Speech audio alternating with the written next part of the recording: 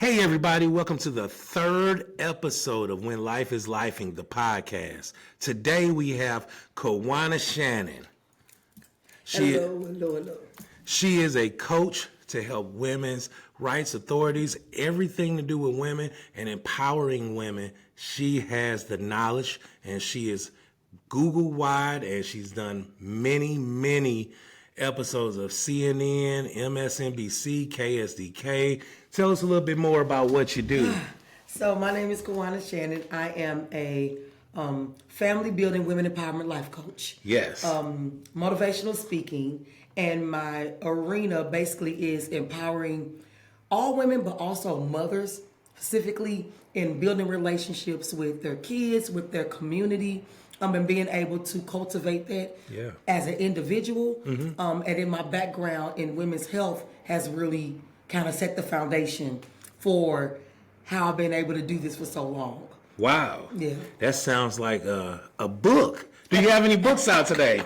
I actually do. I have one book, working on another, but my book is called Embracing Motherhood with Grace and the Cape. Okay. It is a motherhood affirmation book, which is teaching us to love, to forgive ourselves, our children for certain type of emotions and things that we feel, and helping you to move forward in being a better mother. Okay. And I think people think that once your children get grown, that it's too late, and it's not. Okay, look, but that's because I'm a helps father, though. I'm a father, and I look at it. It does. I've read the book, it's and wonderful. it's a great book. It's very empowering, and I think about my mother all the time because she raised me, and I think about her when I read your book. Tell us about this book, though. Tell us what motivated you. So my relationship, I have 5 sons. Yo, okay? wow. 5 sons. Duran, Harry, Caleb, Brandon, Tristan. Okay, shout out. Shout out to my boys. But what did it was I noticed that having 5 sons, I become a mother of more children than I birthed. Absolutely. And I have a very unique relationship with my sons. I'm very open with them. They're very honest with me. And learning to raise them as individuals and just watching how women carry a lot on their shoulders. Absolutely. We carry a lot on our backs, a lot of our shoulders with raising children, with being a child. And sometimes we start so young that we never really find ourselves. Yes, I agree. And a lot of women live with a lot of regret with what they claim they didn't do or couldn't do because of raising children. So that's where resentment comes in at. Yeah. And I felt the need to write a book to explain to mothers, it's okay if you feel a little resentment, but there's a way to overcome that resentment. Gotcha. And there's also a way to build a bridge between you and your children. And when you're building that bridge between you and your children, one thing we need to understand is that you're a mother forever. Forever. Once you have birthed a child, we can look at it in a natural sense, or a child has come into your life on any level, whether you birthed them or not. Correct. You're a mother forever through death. Even if you birthed a child and that child passed away, you're still a mother. You don't. That card doesn't go away because life starts lifing. Yeah, right? It does. So this book really lets you let it go. But also it gives you confidence and encourages you. Absolutely. It gives you the opportunity to say, I did feel like that. I did not feel like I was worthy. I don't give myself time to eat. I don't give myself time to breathe because I'm just going. But I forgive myself for that. Yeah. And it's not too late for me to build. It's not too late for me to go after that job, go after that dream, and really just cultivate that and say those affirmations every single day because they're very powerful. And if you really will it, you can change anything. And that's what the book is about. And it helps. The title is definitely Embracing Motherhood with Grace and the Cape. Yes. But men tell me when they buy for their mothers and their sisters, they read it. Yeah. Then they pass it along. And they're like, can I get a copy of that? Because it also helps you to understand the woman or the mother in your life. Absolutely. Yeah. So that, again, that's what I just said, is what she explaining to you right now. I thought about how my mother raised me, and she raised me with a strong fist, and it's probably why I'm so strong right now. It's 'cause, Absolutely. And look, a lot of people don't understand what mothers go through, especially fathers. And don't get me wrong, my kids, I've raised them and still got one going through the process. And I feel like mothers' jobs is such a big responsibility, especially like when you're looking at it from a characterization point of view. When you're looking at like the Heathcliff Huxtables, or you're looking at it from My Wife and Kids. Exactly. If you notice, the mom is always the backbone.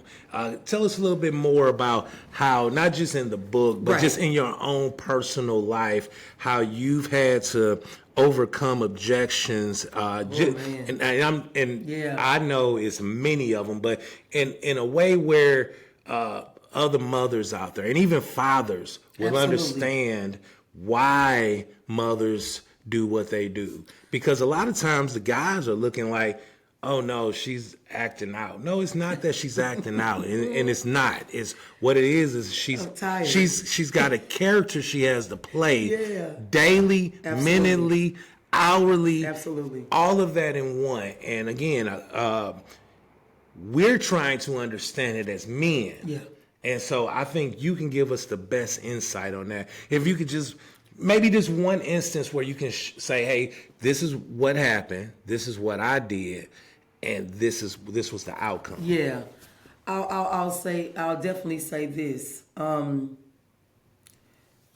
With being a mother, you have different types of mothers, right? You have mother and wife. Mm-hmm. You have single mother. You have a mother that may be married and she's still a single mother. Absolutely. There are different... The co-parenting The mother. co-parenting. I'll tell you this. You are different people for each one of your children. You are. So depending on if you have multiple kids, they all don't receive things the same, right? Correct. So I have to be someone at work, right? If you're at work, you have to be someone as a wife. Then you have to be someone for all these individual children because they all relate differently. So what I had to learn was I had 3 sons, right? And I was kind of not raising them the same, but the playbook was almost the same. I get you, yeah. All right, here we go. Boom, I have the 4th one. He's autistic. Mm-hmm. Throw the playbook out the window. New game, mm-hmm. Right? Even though those first 3 have their own personalities, throw the book out. Now you have to relearn what you've been doing probably now for so many years because someone threw a monkey wrench in the game, right? Yeah. In a sense of how you've been relating to your children in a certain type of aspect. Got you.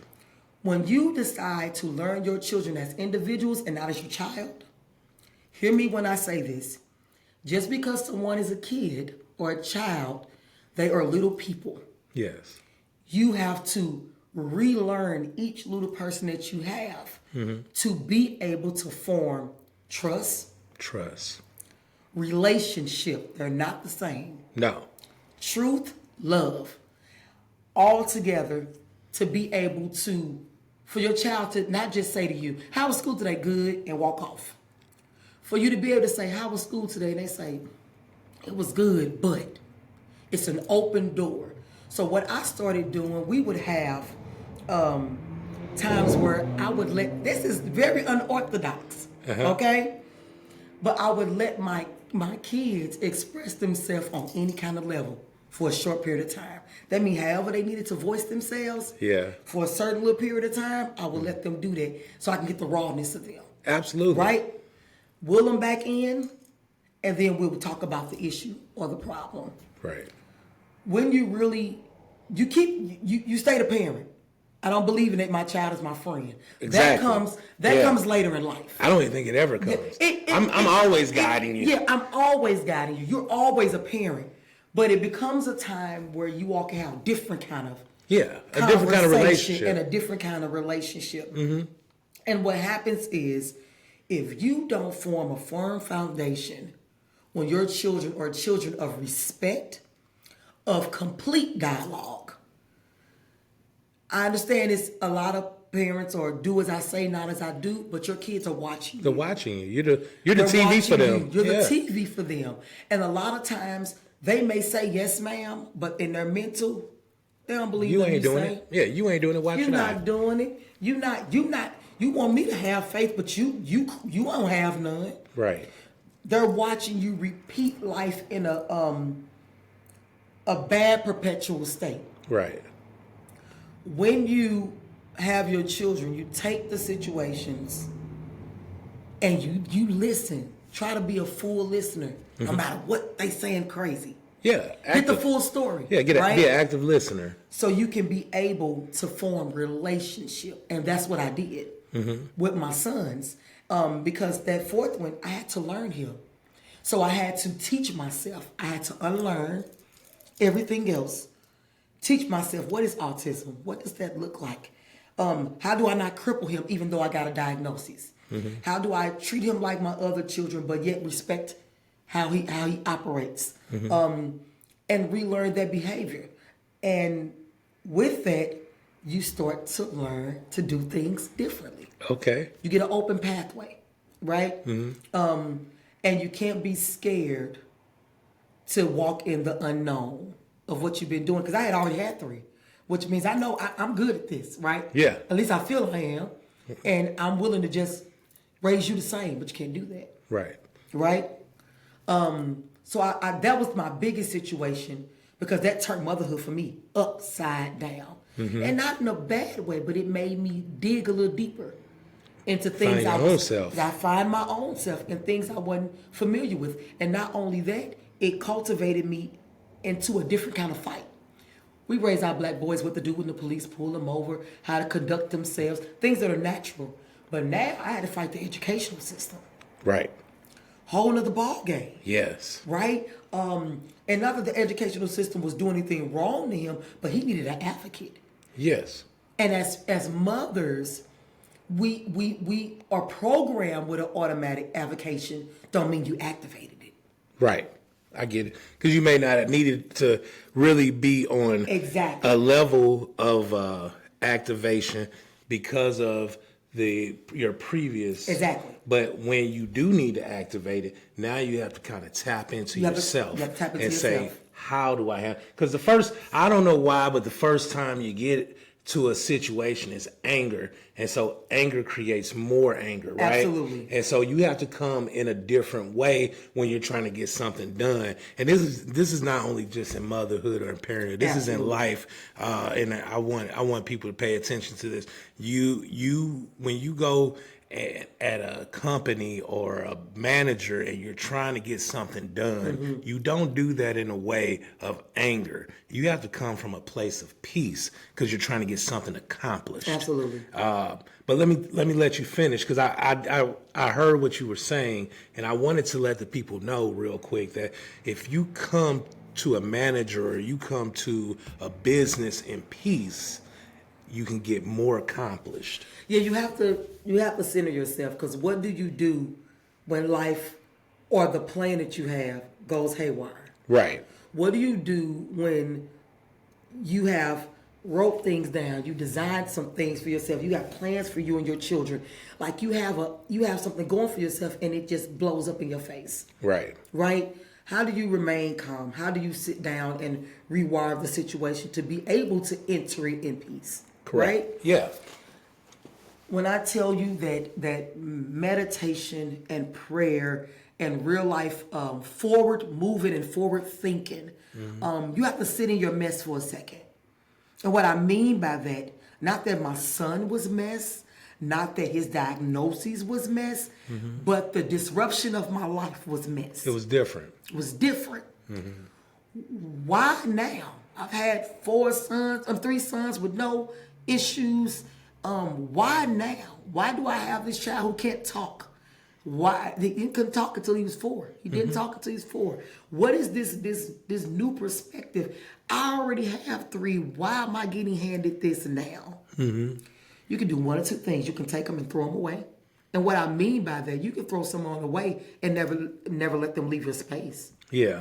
You can throw someone away and just move differently with your actions and your words and they turn out totally different because you rejected them in your own actions. So it's like a disregard. It's a disregard. Got you. If you do not sit in it for a second to say, how can I? Because we think in life we don't supposed to feel our feelings. Yeah. You got to feel your feelings. Yeah. No matter what's going on with you, you got to take a second to feel what is your feeling so you don't respond in anger. Exactly. So you don't fly off the handle. So you don't make rash decisions. You sit in it for a second and try to think of a master plan. You vent. Even if you're venting to yourself, if you vent let it to out. yourself, Just let it out. You it's let okay. it out. I get Journaling it. is the best thing that had ever happened to me. Okay. Because when you write things down, nobody but you and God gotta know. That's it. So if you want to say, I hate that this just happened to me. I don't like that this happened. Whatever it is that you're feeling, you got to get it out. Correct. So you can positively and openly think of something new to do. Gotcha. You see like what I'm that, saying? yeah. If you don't, It's going to stay in you. it's going to stay in you. And if you try to act like it, see, you can't treat life like it's not happening. Because then that's when you get walls, burdens, you don't set boundaries, and you just start going through life and you're really destroying your own self internally. Inside. And it'll come out. And it'll come out when you're not expecting it to come out. It'll come out when In the worst way. In the worst way. Correct. And then if you're still raising children, it spews over to them. Oh, man. So we all, not just me, my other kids, my ex-husband, my parents, my siblings, we all learned him. Mm-hmm. How to talk to him, how to deal with him, how to not cripple him in his condition, and move him forward. That was a life switch for all of us. Okay. Right? Yeah. But it was a learning thing that we overcame. He just Naturally, because you tried. Because I tried. Because you tried. And if you tried anything, Absolutely. you will naturally overcome it. And will. because life be life and tells you about It will. that. It does. It does. And I want you to understand that it's okay to cry. Yeah. It's okay to feel it. It's okay to be mad about it, but where you can let it go and not react about it. We're mad about a lot of stuff. So but you can sit in it and overcome it. Overcome it. He's 18. He just graduated from high school. All right. June. Shout out. He wants to be a wildlife veterinarian. Wow. And he loves animals. He loves insects and things of that nature. But we overcame that because we decided to. Yeah, it was a choice. It was a choice. Yes. And I need people to understand that you make choices every day to decide if you're gonna live or die. And I mean that in every sense of the word. Every sense of it. Emotionally, mentally, physically, you decide if you're gonna live or die. Absolutely. It's a choice. It's a choice. Because life ain't gonna stop life. It's not. Sometimes no matter what. It's gonna life good, it's gonna life bad, sometimes it's gonna life worse than other times, but it's not gonna stop. So what are you gonna do? You make the choice when you want to make it positive again. Exactly. So things can go negative for you in so many different areas. And then all of a sudden, if you get through it, you keep a calm head and you know that life is going to be life and you know that it's going to be peaks and valleys throughout life. Yeah. No matter what you do. No matter what you do. Peaks and valleys. So you're going to be on top of the mountain, be on Space Mountain, and all of a sudden you're down there with the lions. Exactly. And the difference is, Exactly. are you going to come out wearing the lion's head? Exactly. Oh, that's the good. difference. That's the and difference. so, I understood the book when I read it because I lived it with my mom. Right. And shout out to my mom. She did an amazing Shout job. out, Mom. But you had to have an amazing mom and Oh, an my amazing goodness. grandmother to Oh, get to yeah. where you are, to be able to even understand the Yes. things that you were talking about, to understand how to meditate and write the journal and just learn how to walk that walk with your son. Exactly. And not just one, but all All of of them. them, yeah. So shout out to your moms and Oh, your she's grandmother. Shout out my mama Claudia. And I'm blessed to be 45 and have both of my grandmothers. They That's are incredible. both still That's living. They incredible. both are full of wisdom and knowledge. And I have the most amazing mother. And I watch her. Oh my goodness. You want to talk about pushing through life in such a traumatic way where she comes out on top. Yes. really witnessing that and watching her do that really did help me. Because Yeah. guess what? We have these five. I got these 5 boys, and we have one with autism. And I was married for all these years, and boom, here come divorce. What do you do when all this chaos is happening? Because that's not why this wife decided to get married to end up divorced. Right. Nobody does What that. is that? So Right? that is something there. Tell us a little bit more about how you got through that. I will tell you this. And I was not married for 1 or 5 years. I was married for 15 years. Wow. Before we decided to divorce. Mm-hmm. And that was hard. I don't think people understand that divorce is a form of death. You really feel like you're grieving for your life. Yeah. And you almost forget you have other things to do. I mean, I wanted to just curl up and Cry. And just cry all day. Mm-hmm. I didn't want to deal with these kids. And when I divorced, I think our youngest was probably like 8. He's 16 now. And I didn't want to be bothered. I didn't want to be bothered. I didn't want to have to deal with, because their life is still going. Yeah. Their life is still Yours going. is too, though. And mine is too. And guess what? Their father's life is still going. Yeah. Because the divorce hurt him just as much as it hurt me. Yeah. I had to grieve the divorce quickly. You have no choice. I had no You got to choice. keep going. But to grieve the divorce quickly, and sit in the fact that I don't care. It's 2 sides to every story. Yeah. And as much as you feel that you were wronged, that other person Feels the they same were way. wronged also. I had to sit down and really write down the pros and cons of my marriage. Did a Benjamin Franklin. Oh my goodness. To really see, it doesn't change what his faults were, Yeah. but I ain't got time to worry about his faults. Well, you got I kids had to be raise able still, and you still had to keep There you lifing go. and Exactly. working, and he had to do the same. Yeah. And this is what I always say about divorce, especially when you get married young. Oh, yeah. And so when you get married young, you could grow apart because the same ideals you had Exactly. when you were Yep. 19 or 20 Yep. is not going to be the same person you are when you're 35. Absolutely. And I tell people this all the time. I'm not even the same person I was 6 months There ago. you go. Because I've experienced something different within that 6 months of Exactly. life. And I hope you have too. And when me and my ex-wife divorced, we had the exact same goals at 21. Mm-hmm. And we were night and day by 32. And there's nothing wrong with that. But it was better just to co-parent at that point. Exactly. And move forward. And nothing wrong with that. So, anybody out there that's divorced, don't feel like it was a failure because life is going to be lifing. And sometimes it's time to get reborn into a different path. And everybody's path is not going to be the same. But one thing you want to realize is life is not over after divorce. Life is not over after children move out and move on. There you go. It's time to regain control of what you now have. And I tell people this all the time: control your controllables. Oh, that's good. Don't worry about what you can't control in life. Yeah. Things are all about what you can control and make the best out of those situations. And it sounds like you did the exact same thing. Absolutely, because you can't sit in it, and then 2, back to these children in this book, right? In a sense of me having to be a great mother regardless of the divorce, we made a conscious decision, and this may not work for everybody, but he and I made a conscious decision. We went to the same lawyer. We wrote out our divorce, and we chose to be amazing parents.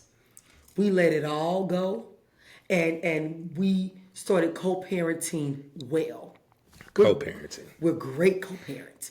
And even here's where the affirmations help you, because even when you didn't feel like it, it's not about you. It's about the kids. It's about them children. And if you don't understand that, you will start co-parenting out of spite. And then it's That's not co-parenting. wrong. Yeah, that's Then you wrong. withholding kids, or he's withholding money, or you withholding the kids from him, because people are marching to each other on beat. But when you decide, as two grown adults that decided to end a marriage that has nothing to do with your children, that we're going to put our best foot forward for them. And I must say, I have, he's amazing in that way. He's an amazing father. Great. And he is there for his children. He is an amazing co-parent. And we co-parent very well. That was, once again, a choice. Yes, because let me choice. tell you, there's a lot of people out here that can't co-parent. That was a And choice. so That's then children. That's my next book. That's coming. About this co-parenting life. So Okay. before I even get into that, let's talk about that real quick. You've been on Rachel Maddow, Yes. been on KSDK, MSNBC, Yes. Riverfront Times. You have an amazing profile. Tell us a little bit about what you were talking about there. So that was women empowerment, but that was about reproductive rights. I worked 20 plus years in reproductive health. I still work in reproductive health. I just don't work for that particular organization still, but I love them. They do great work for women. But what that was about our rights. Yeah. As women, Yeah. and us having full autonomy of our bodies. Absolutely. I agree. And that was about us standing up for things that we believe.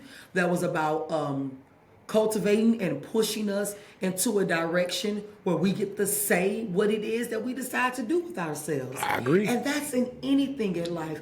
I was speaking of, no one should have the ability to own you. Exactly. Period. You can agree or believe or not believe in many different things, but it's about someone owning them own selves. Yes. And me speaking towards that, the work that's done for reproductive health. 'Cause reproductive health is broad. It's just not about the taboo word that don't nobody ever like to use, right?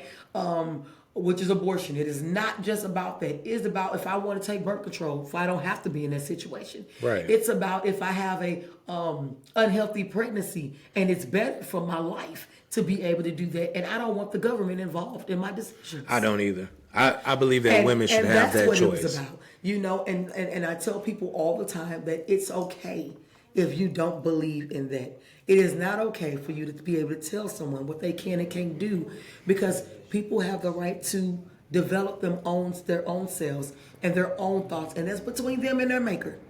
And when I did the show Soul of a Nation on Hulu, that was about even believing in that and loving God. See, people try to separate things. You can't love God if you do this, or you can't love God and you do that. You must not be this because you're not doing that. And all of that is untrue. So I used whatever platforms that were given to me to be able to push the agenda forward about just good health. Yeah. And not only that, us as Black women, our reproductive rights, our health period is on the line daily. Every day. We are almost number one in leading in almost everything. Heart disease, diabetes, things of the nature. We die, our percentage of dying in childbirth, that is reproductive rights, is higher than any other race. Any other race. That's reproductive health. It's just not about abortion. It's about the whole woman, the whole person being able to receive great health care, being able to make decisions for herself, being able to take care of herself, us eating right, exercising, all of that is reproductive health. It is. Right? Yeah. And so that's what I was speaking on those platforms, and in the newspapers and radio shows or wherever I was able and still will speak the truth about what is us and about how we have the ability to be able to walk into what we truly believe and be able to make decisions for our own health. Correct. Right? If we want a doula, we should be able to have a doula. We want a midwife, we should be able to have a midwife.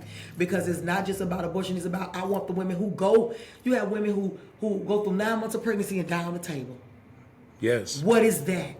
Right? That's not okay. No. And so we want to make sure that the system is working for us, not us working for the system. Exactly. It's not a job. Healthcare needs to work for us. Absolutely. Right? I agree. Community needs to work for us. Our rights need to work for us, not us working for our rights. Absolutely. This is the laws or the things that have been established to try to block women to be able to have anything. You don't want me to get abortion, but you don't want me to have birth control. Make up your mind. Make up your mind. Like that. It's so backwards. It's backwards. Very backwards. You want to control. You just want to control us. And I'm sorry. Last time I checked, we're not slaves. No. You don't get to own me or my inside organs. Exactly. Right? No, you're right. And so that's really what I was speaking of on those platforms, just about us being well and being able to fight for our rights, because we have the right to do that. And you are a motivational speaker, from what I understand. So, speaking on platforms, how can people find you? So, my email is confidence@kawannacamille.com. You can hit me up there. I am on all social media platforms. I'm on LinkedIn, Instagram, Facebook, Kawanna Camille on all platforms. Facebook, Kawanna Shannon. Kawanna Shannon is Kawanna Camille, okay? Kawanna Shannon is my legal name. Kawanna Camille is my business name. But you can reach me on all platforms. On those platforms, you'll find all of my information. To do motivational speaking, to do life coaching, I am here for all of it. I'm ready and available to cultivate us and make sure that we are ready for the next level of our life, whatever that may be for you, because you're more than able to do that. Absolutely. Yes. Look, that was amazing. I'm really honored to be in your presence. Same. And I really appreciate you for coming out and speaking, especially to my women. Yes. Thank you so much, because some people don't understand what other people need. And I am not an expert on women, and I wanted to bring somebody in that was. And so if you want to see more of Kawanna Camille, Kawanna Shannon. I'm all of those things. Look, if you want to see more of her on this show, make sure you comment and like underneath the link there. And we really appreciate you guys for staying tuned and listening to us. Again, this is the third episode, When Life is Lifing. And we have talked about a lot of life today, and we talked about a lot of life that's lifing today. Yes. And we'll be back with you next week. Thank you for tuning in. Any questions, comments, don't forget you can get on my website, Cannon, www.cannonsalestraining.com. You can see me on Google, Emory Cannon CPC, or you can just dial 314-546-2226. That's my office number. If I don't reach you, text me. It's okay. I'm here for you. All right. Thanks again. Kawanna Camille Shannon, right here. That's my real name. She's famous, notorious. She is everywhere. Check her out on Google. Yes. She is all over Google. If you want to see more of her, please check her out. She's a great motivational speaker, great life coach, and she's here for you. Thank you so much. You got this. Thank you. Wear confidence like skin. Bye for now.